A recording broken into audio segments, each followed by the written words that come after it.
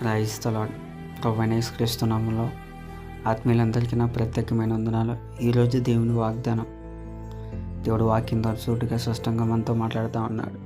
నన్ను బలపరచు వాని యందే నేను సమస్తము చేయగలను. పిలిపిలు రాసిన పత్రిక 4వ అధ్యాయం 13వ వచనంలో ఇక్కడ పిలిపిలి యొక్క సంఘానికి అపోస్తలుడైన పౌలు తెలియపరుస్తూ ఉన్నాడు. అవును కదా, మనం అపోస్తలుడైన పౌలుని జ్ఞాపకం చేసుకున్నట్లయితే అనేకమైన శ్రమల గుండా పరిస్థితుల గుండా వెళ్ళినప్పుడు కూడా ప్రభువునందు విశ్వాసము కలిగి యథార్థత కలిగి నిరీక్షణ కలిగి జీవించిన వాడిగా ఉన్నాడు.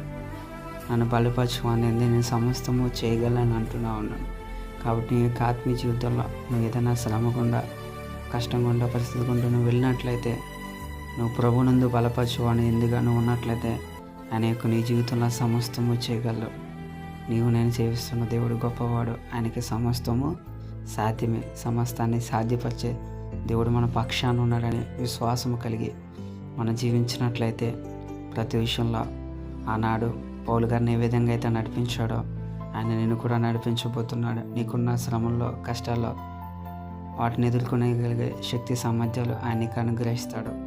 ప్రభువునందు విశ్వాసం కలిగి మరణం వరకు నమ్మకంగా మనందరూ జీవించే ప్రయత్నం చేద్దాం. Praise the Lord and God bless you. సమస్త మహిమ ఘనత ప్రభువు దేవునికే కలుగును గాక. ఆమెన్.